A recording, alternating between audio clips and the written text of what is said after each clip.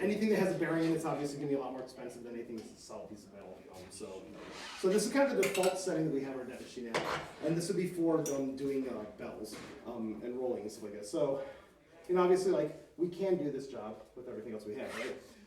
With the dent machine, it's kind of looking like an English wheel. What you're going to do is you're going to put equal pressure on both sides, and you're going to roll the bell through, and it's going to push down on both sides. When you're doing this, you need to make sure that the center of this points to the center of the bell. You don't want to be all cocked off to the side like this, because then you'll like put ridges in it. And you want to be very cognizant of this leading edge right here. If this leading edge is tilted too far down, you can cut into the outside, and it is such a pain in the rear end to get those things to look good afterwards. You can change the angle of this depending on how far in the bell you want to get to. So if I was like working on this area here, I'm going to take and see we keep it nice and organized. These are the only two hex wrenches that you use on this thing. Keep them next to your guy there. When I went out and hung out with Jeffrey in the springtime last year to set up his dent machine, we spent, what, 4 hours just organizing the area first? Yeah. Right. Because that's what you get when you invite me out, So if I want to work further down in there, I'm going to go further here so I have less chance of that leading edge doing the cut kind of thing. But you can get way back in here and work on it. And I don't have a lot of pressure right now. One of my philosophies in all of my dent repair, especially with anything of banister repair, is use the least amount of force possible first, and then increase as necessary. A lot of times we tend to like, all right, let's get the biggest magnet out we can and just go for it. You want like really light pressure, and then as things go, you kind of keep on going. I use the phrase taking the tops off the mountains.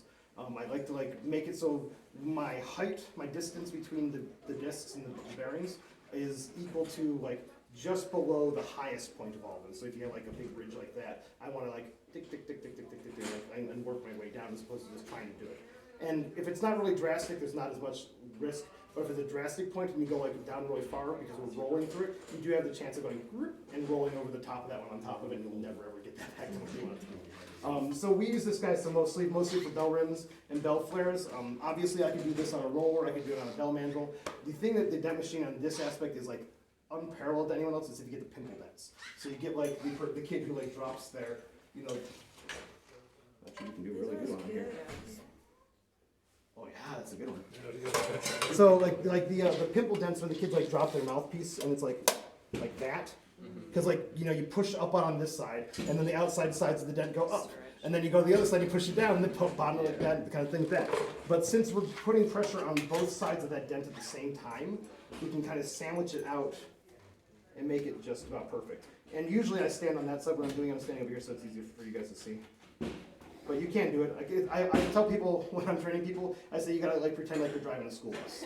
When you're turning it, it's not a roll like this. Some people try to pull one side and roll on it, and then you kind of twist it and cock it. And you see, watch over here, ready? I push down now, and now the thing's not around. But if you do it more like a school bus, like driving a steering wheel, then you can get a lot better results. So that little, what was it? I don't even know where it was now, right? Wow. It's right on the outside, that little pimple. And that was doing a cruddy job while I'm trying to show you guys, but it took out the up and the down part of the dent at the exact same time. Now this stuff here is really good for it too. Gonna get that out of the way. I'm gonna jump this. If you guys want to go to the other side so you can see inside the bell what's going on, I am gonna go over here a little more. It's actually pretty well set up. I use Pledge. Some people use little Vaseline things. Hey, look, one of the things right there is a boat. Keep them all there. I also have one over there by the magnet station. So this has a lot of rippling going on. And normally it'd be really hard to smooth it out without having a burnishing lot. And so you can see I'm kind of skipping over the top of the dents. And once again, I'm looking for the top of the mountain and not trying to put too much pressure on it. Now, when I go to dent machine, a lot of times I will pull the regular bell mandrel and just smack down the rims really quick, just to kind of get it in shape. Because you don't want to fix all this, but then have your rim be like this. Because now you've kind of compressed that metal and done the repair, and now the rim is oh yeah, I'm happy sitting at this waviness, and it's actually a little harder later on. So if I was really trying to be really good about this instrument, I would go and knock that down first. But you can see that area that was if you listen to the chatter, you can actually do it kind of by sound. Now it's quieter. Now I go down a little bit more. Now it's a little louder because I'm on the top. I just work my way down. I'm working my way backwards and forwards. And if anybody's looking straight on, you can see exactly where the contact point is. And you can also use your pledge on your roller, you'll see where it's like where it's like wiping off from the contact. You can see where you're actually getting the usable contact area. So I work my way up, and now it's a little softer.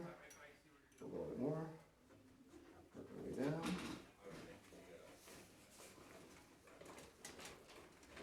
It's probably a little further than I should go without moving it, but like I say, this is a jumper roll. Having fun. So same thing, all that rippliness when it gets like all crunchy like that, it's really hard because you have to try to like burnish two sides at the same time with like other tools, but that's what the dent machine does for you. And if I was doing like this hard of work on like a roller like that, I'd be putting my muscles in, I'd be sweating. Like this is some real work. Like if I'm burnishing over there, it's real work, but I'm just kind of cruising along and letting the machine do the work for me. And so this is really roughed out, obviously. I'd have to take a lot more time on it, but you can see where that was like super gnarly. It was like really pretty. So this is kind of default mode. We swap it out for this guy here would be swapped out for like baritone trombone bells. If you get into like sousaphone bells and things like that, you can do that, but you also need to change out this arm. This is the arm, the standard arm you get with the dent machine. Well, what's really kind of cool is, see, I didn't have it in the right place. And what I found the biggest reason is how many people have a dent machine but they basically just use it for hanging aprons on. Nobody actually uses it in your shop. Anyway, it's usually the case. One of the reasons is they don't have everything all ready to go. Like, for me to change it over to what I want to do, it shouldn't take me more than about a minute and a half to change all this stuff out and be able to find what I need and get it. If you have to go into a drawer, dig through a box to find the right parts and stuff, you're going to go, the heck with the rollers right over there, I'm just going to do it. Now, I keep on preaching that I should do it. I haven't done it for myself. I should go and buy a fixed wrench instead of the stupid adjustable wrench to be the size of my nuts here, but that's happening. I know, terrible, right? So that's the standard one that comes in, and then there is the 45-degree angle one. So this is if you're going to work on bigger brass, you're going to want to get this guy. It's like $28. It's super cheap.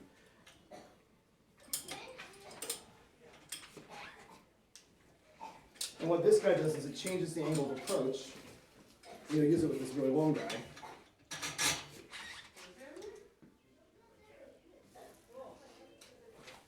We'll use it with the big.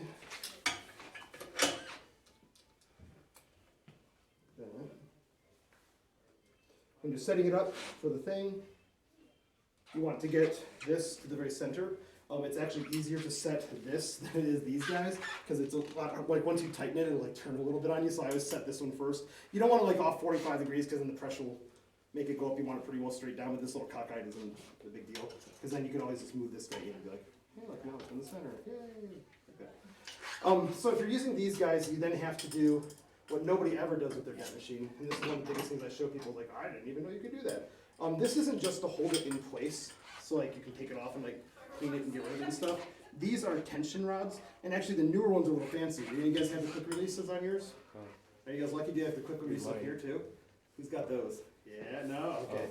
They make a quick release, and I can send my top half in and have them do a conversion, but I never want to be out without it for so long. Yeah. But you can actually turn your dent machine.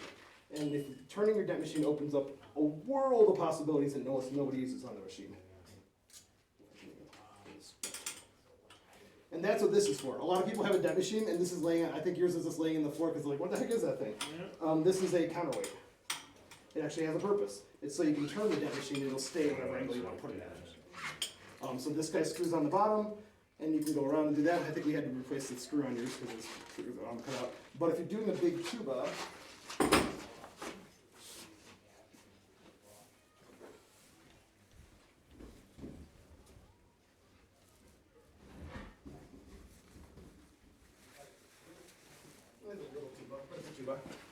if I was trying to do a tuba, no matter which one I had on there, and I was at this angle, what's going to happen? So by doing the 45-degree angle, it makes it so when I bend the tuba up into it, I have a lot further I can go in, all the way up to there, before I start hitting the end. But I can also, this is a weird, stupid angle, I can bend it to whatever angle is comfortable. So now I can do my tuba work here, because it's angled off to the side. And if I go down on the inside, I don't have to worry about the body hitting down there. I can bend it however I want. roll this thing all around the place when I'm doing stuff. But to do the big tuba bells or to get really far inside French horn throats, you need this little 45 guy. The other thing we use for the rotating around, should I do the bottom part? Tuba bows. Yeah, should I do the bottom part? How many people have the bottom bass on their thing? I do. How many people's ever put the thing on the bottom half? Not often though, right? No. Not a lot of people do. And that's one of the things too, with this being able to turn, is why you want to be able to turn also, is because of that stuff. So, these are all 3D printed. I just put it on there to stop me from like accidentally scraping a trumpet bell or a French horn bell when I go in there. And then this is our little ramp. Michael was supposed to get you guys prices because I told him that Michael wanted to 3D print them, but he didn't, so you can call him like him. Oh, we like those. Alright, so the bottom half, there is a whole other half to the dev machine that a lot of people don't play with.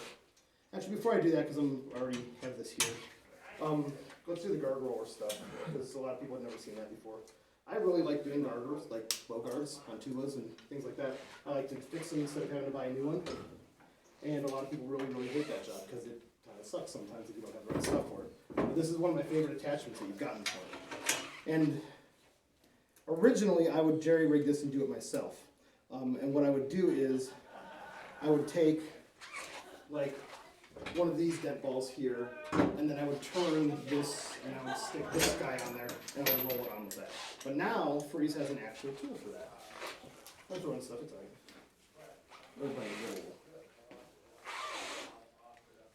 There's a big one, there's a little red one. Anybody see what I said?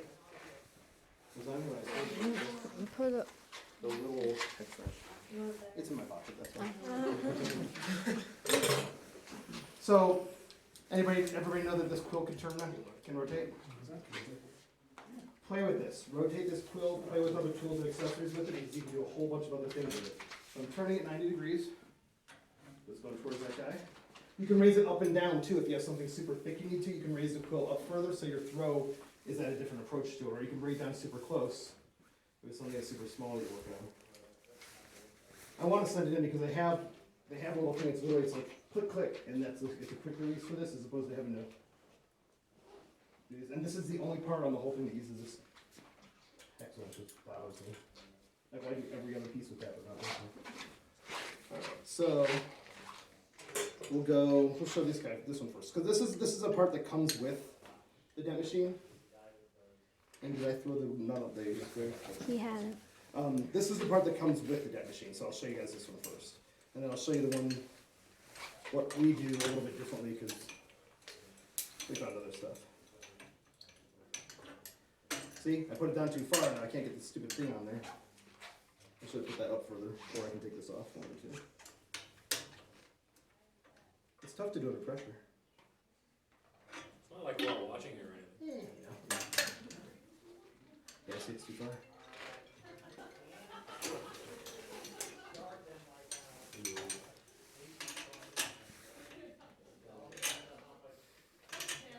Yeah, my mantra is generally it shouldn't take you more than 2 minutes to change it from one tool to another. Whenever you're using this one, you don't have to tighten that nut. There's like finger spinning on there. It doesn't have to be tight like the other one does, so don't worry about it.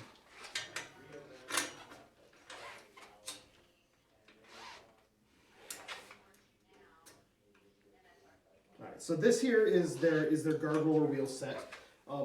It comes with this little base, that wheel, and then it also comes with, so I'm setting it up, it comes with 2 more wheels you can swap out in here. Okay. So you have the really thin one, which I probably use more than others, and then these guys would be for like bigger, like wider, like the Yamahas or the Alexander tubas and things like that.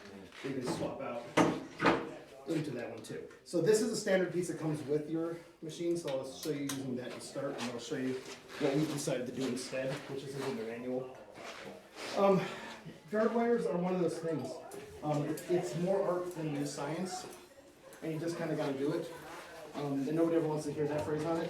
Well, once again, I use the same philosophy where I use super light pressure, and I start by just kind of running it back and forth down the middle. And now, as I go, I've got like a big flat spot right here, so I want to try to get that more rounded as what I'm doing. So I put a little more pressure, and then what I do is I start working it left and right a little, outside and inside, on that one section, back and forth. And then by doing that, I'm putting pressure on on the edges, and it'll roll it, sometimes it'll come out. If it does, you got to, and back and forth. And it really just takes playing with it for a while, right, Adriana? Yeah, don't do like, don't play with like Yeah. this, just make like, Yeah, the demo machine do the job. yeah. No. She's absolutely right. Let the dent machine do the job. Back and forth, you're going this direction. If you push down, oh man, Sandman, right? You know, so let the dent machine do that kind of stuff for you. Right now, we're not worried about that outside, inside. We're just trying to get it back into a shape of a guard on there. Now, this is working okay, and it does a fine job for what it's doing. But kind of like what Matt was talking about, having the positive and negative shapes being a lot better for you is going to give you a lot better result. And so what we started doing, and they really wasn't intended to be used for these, but they make these rollers.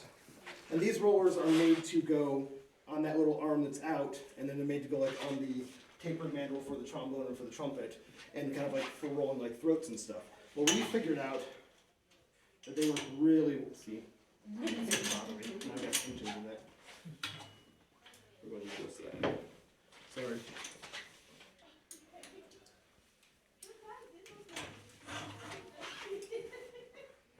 See, what if I was really smart too, I'd like scribe a line here on, or like with a Sharpie or something, right?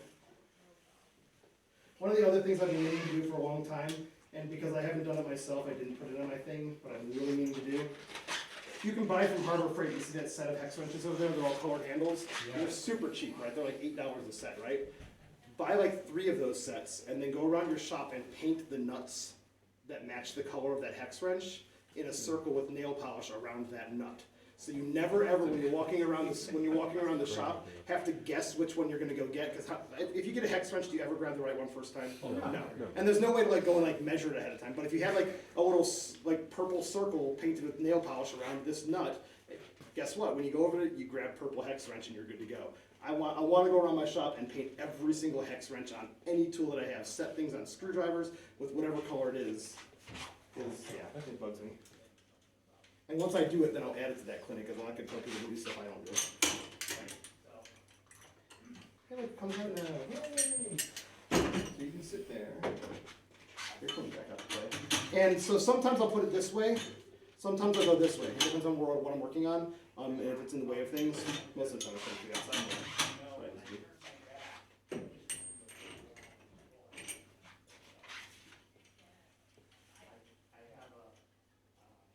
This one you need to make sure you tighten down really well, and you need to center it up perfectly.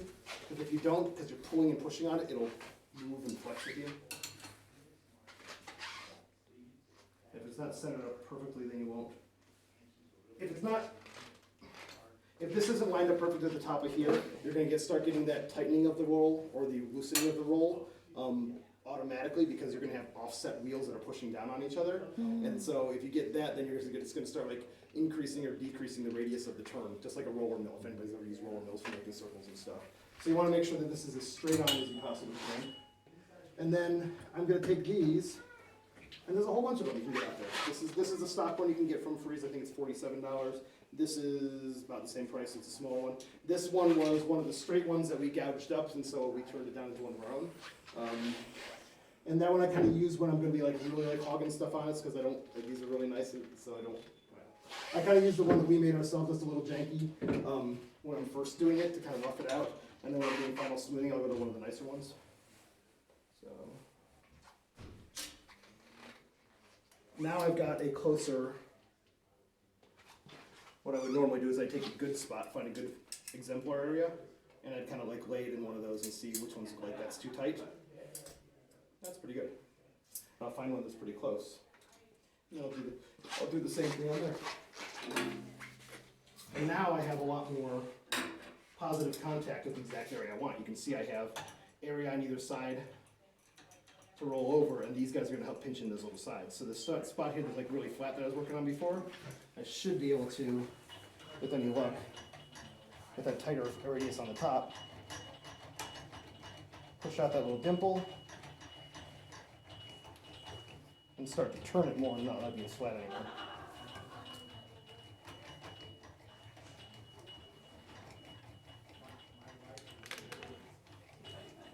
There we go.